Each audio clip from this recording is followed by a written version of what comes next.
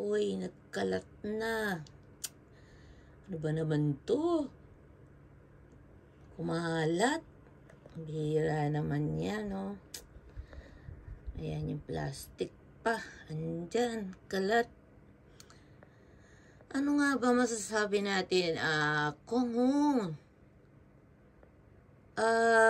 nung time na ako yung nakikinig kay ex-president, palagi ako nakikinig kay ex-president Duterte noon pa, 2016 pa lang ay supporter na ako ng Tatay Digong.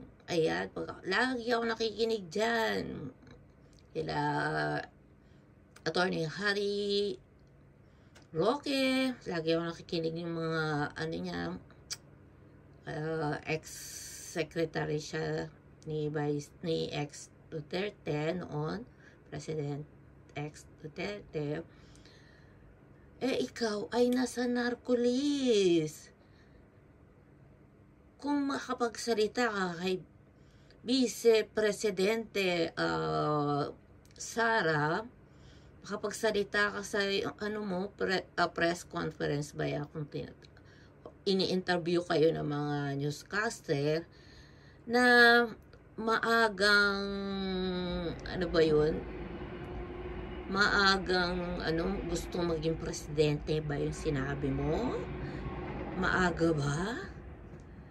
Di maaga ka palang naging drug lord noon, nung time na yun. Nasa narcolis Zambales, mag-ama. Maaga ka bang naging drug lord? Ito question mark ha. Maaga ka bang naging drug lord nung that time na yun? Ang aga. Ganito ba yung lagay, style ng mga singhutan sa table? Sa bagay, pag mayaman, hindi naman siguro ganito, no? Singhutan nyo. Ang tawag nito, bakit kaya ang NBI ay hindi chine-check or sine-search kung sino ang mga drug lords sa kongresista? Bakit andyan pa rin sa politiko ang mga drug lord? Drug lords pala yan. Lords na. Madami na eh. Naglalabasan. Ito lang po ay, ayan yung aking gamot. Pakikita ko sa inyo mamaya yan, ang aking gamot. Nagkalat po, ayan, kalat-kalat na. At saka may video kayo ni Aiko Melendez, sasalita ka, kung may sinasabi mo, para ang bait-bait ng pagsasalita mo, pero daway kang sa Congress, hearing nyo,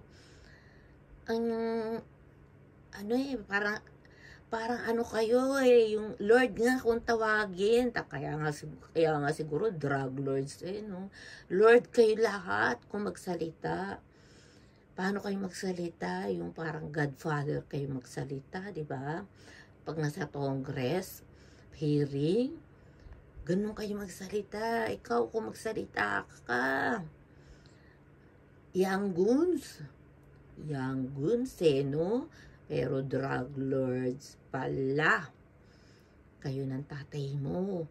Ano ko yun eh, matagal na yun. Tapos ngayon lang nabanggit ni Jay Guevara. Kaya ako yung nag-comment doon. Sabi ko, matagal na yung balita na yan. Nasa narcolis sila. Maraming nabanggit si Tatay Digong no, natandaan ko. Ang name mo, kakaiba kasi name mo eh. Ayun ang mga kaiba. Bakit naman ang NBI hindi nagpo-focus?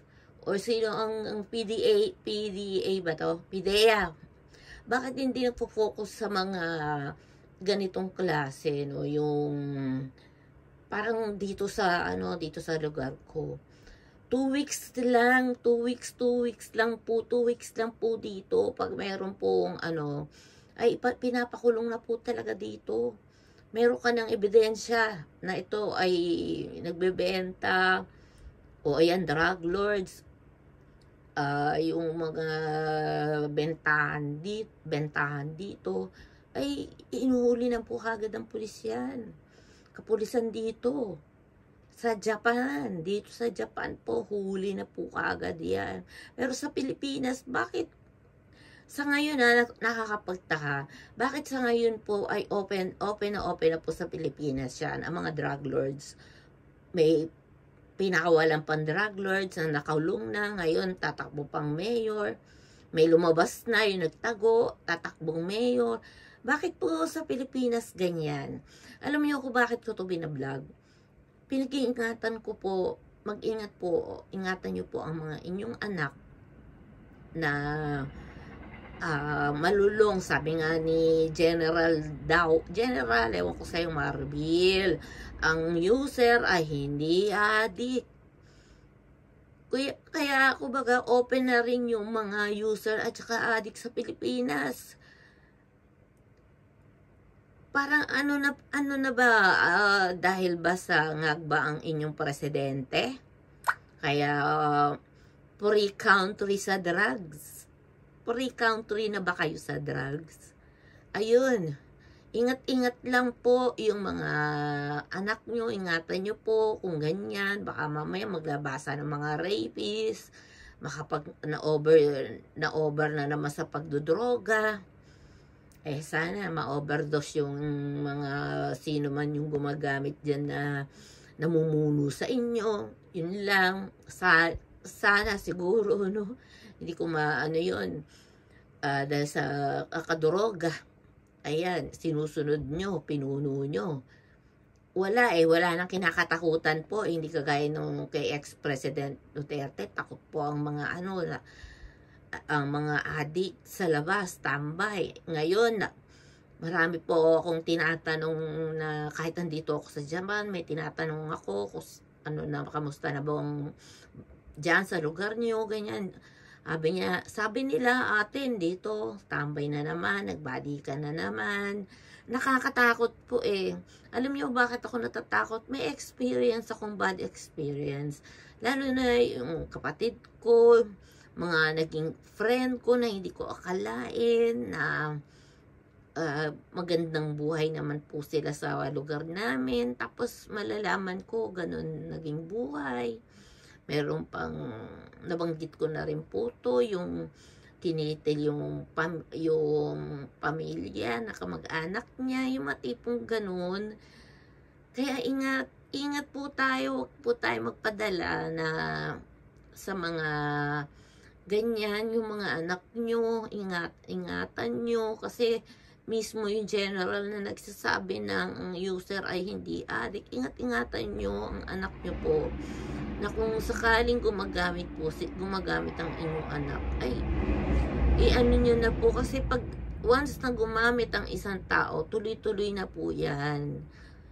May mga kaibigan naman din po ako nung college po ako, na gumagamit man po sila ng tawas, hindi naman po hindi naman po sila yung masasabi ko na everyday gumagamit sila, kasi normal naman po sila, pag matatalino pa yung mga yun, normal naman. Ewan ko lang yung iba, hindi ko rin masabi kung talagang everyday gumagamit.